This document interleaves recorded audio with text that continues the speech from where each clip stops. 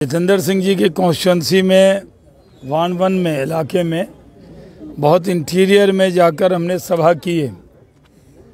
जिस तरह का माहौल है ये साफ दिख रहा है, ज़मीन से लेकर पहाड़ तक कमल ही कमल दिख रहा है। मोदी मोदी के नारे से गूंज रहा है। और जहाँ पर 100% मुस्लिम आबादी थी, जहाँ हमने सभा किया, वहाँ पे इतनी बड़ी तादाद में लोग आए। मेरे साथ सुनील शर्मा जी भी थे। इससे स्पष्ट है कि जम्मू की सीटें रीजन की तो जीतेंगे ही, जम्मू कश्मीर की सारी सीटों पर भारतीय जनता पार्टी एक मजबूत चुनौती बनकर उभरी है। वैली में भी इस बार कमल खिलेगा। जब डीडीसी चुनाव में हम थे वहाँ इंचार्ज बन के, तो वैली में कमल खिल गया था। अब लोग ये चाहते हैं कि चलो मोदी के साथ, चलो जीतने वाले के साथ।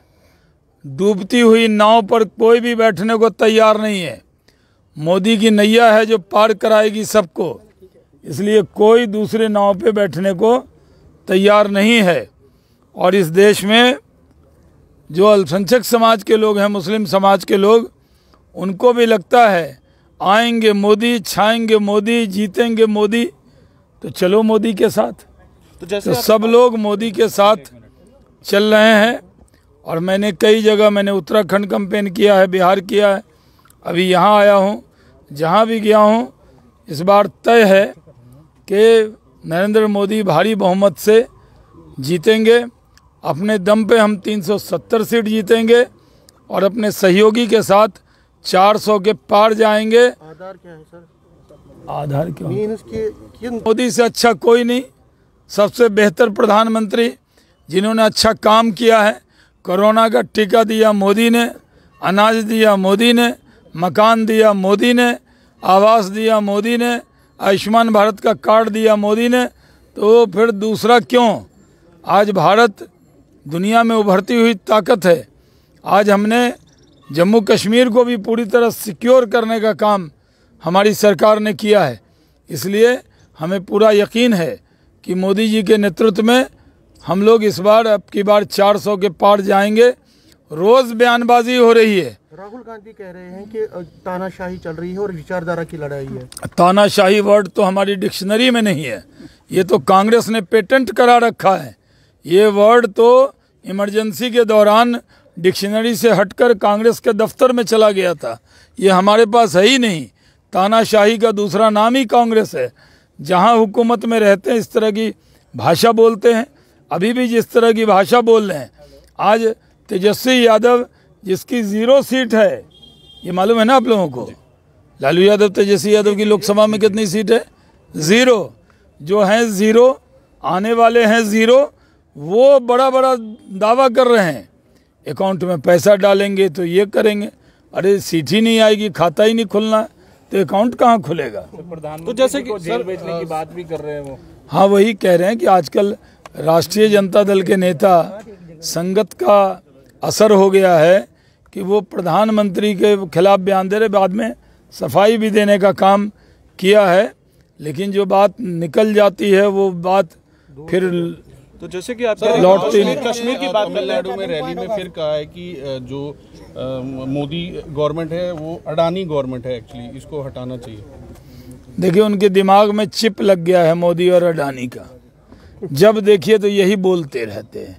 जैसे एक मिट्ठू होता है, मिट्ठू समझते हैं? जी जी बिल्कुल सर। इधर अपने इधर क्या कहते हैं? तोते को। तो तोता रहता है, वो सुनते सुनते घर में सब बात सुन जाता है।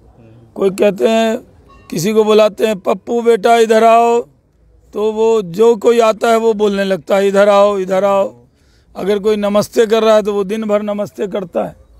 इन्होंने नाम इतना लिया है, जितनी बार मोदी जी ने अपना नाम नहीं लिया होगा उतना नाम तो ये राहुल गांधी लेते हैं। मोदी जी का फ्री प्रचार का जिम्मा भी उन्हीं के जिम्मे है। तो जैसे कि आप कह रहे हैं कि कश्मीर में कमल खिलेगा, वो पूछ रहे। धारा 370 हटना इस बार इलेक्शन में बीजेपी के लिए टर्निंग पॉइंट होगा। ये किसने कहा आपको? कांग्रेस ये कह रही है कि धारा 370 हटने के बाद बहुत से पॉइंट हुआ। आज कांग्रेस कह रही है। कांग्रेस के नजर चेक करवाओ। नज़र में कमी है। जब नज़र बदलेगी तो नज़ारे बदल जाएंगे। दुनिया को दिख रहा है, टूरिस्ट आ रहे हैं, टेररिस्ट जा रहे हैं, और कांग्रेस को नहीं दिखता तो क्या करें। और हर जगह कोई भी कांग्रेसी को विकास नहीं दिखे। बीजेपी दफ्तर में आमंत्रित हैं, कोई सदस्यता नहीं कराएंगे उनको विकास दिखवा के लाएंगे। आप जैसे कह रहे हैं कि कश्मीर में कमल खिलेगा, कश्मीर की सीटों को लेकर अभी तक जो है सस्पेंस क्रिएट बना हुआ है, इसे आप कैसे देखते हैं? हम लोग सस्पेंस बनाते हैं, सही समय पे सही घोषणा होती है। शाहनवाज भाई, मुसलमानों के बारे में कांग्रेस ये कहती है कि देखिए एक भी एमपी नहीं है, एक भी टिकट नहीं मिलती है, एक भी रिजर्वेशन जिसकी जो कांग्रेस को मुसलमानों को मिलनी चाहिए। आप लोग ये बताइए, सबसे ज्यादा मुस्लिम एमपी और मुस्लिम मिनिस्टर कब थे? कुछ है आप लोगों को जानकारी याद है? कौन सी प्रधानमंत्री के दौर में थे? नहीं, वाजपेयी जी में तो मैं ही था। सबसे ज्यादा कह रहे हैं कांग्रेस में। कांग्रेस के दौर में जब नरसिम्हा राव जी कांग्रेस के प्रधानमंत्री थे तो सबसे ज़्यादा मुस्लिम मंत्री उन्होंने बनाए थे। तो क्या मुस्लिम समाज के लोग नरसिम्हा राव जी को बहुत मानते हैं? प्रधानमंत्री का पद एक होता है, मुख्यमंत्री का पद एक होता है। क्या इस पे धर्म के आधार पर या जात के आधार पर निर्णय होता है? एमपी एमएलए कोई भी हो, वो ईमानदारी से काम करे, मसावत के साथ काम करे, ये ज़रूरी होना चाहिए। अब जम्मू में 2 सीटें हैं। यहाँ कोई बिरादरी का आदमी कहेगा जी इनको दिया, इस जात को दिया, इस जात को नहीं दिया, कह सकता है? ऐसा तो नहीं होता है। जब सीटें कम होंगी तो लोग सीट जो उम्मीदवार होगा वो सबकी चिंता करेगा। जहाँ तक मुस्लिम समाज के उम्मीदवार लड़ाने का बात है तो ये सही है कि हम नॉर्दर्न इंडिया में या कहीं पे नहीं लड़ा पाए हैं इस बार, लेकिन सबका साथ, सबका विकास, सबके विश्वास के रास्ते पर सरकार चलेगी। और हम लोग बोलते जब विश्वास है तो वही हम तो कोई विश्वास क्यों नहीं है? वही हम तो पूरा कर रहे थे आपने बीच में, फिर से हमको बोलना पड़ेगा। अरे आप तो अलग से बात कर रहे हैं, इसी में कीजिए ना। नहीं मत जाइए, अभी असली बात कहने वाले हैं, रह जाएगा आपका। ब्रेकिंग अभी बोलने वाले थे। असेंबली और विधानसभा पोल्स और जी की बात है, उसमें अभी तो वो बात पूरी नहीं हुई जो हमने। देखिए, मुस्लिम समाज से ज़रूर उम्मीदवार नहीं बनाए, लेकिन मुस्लिम समाज की पूरी चिंता करेंगे।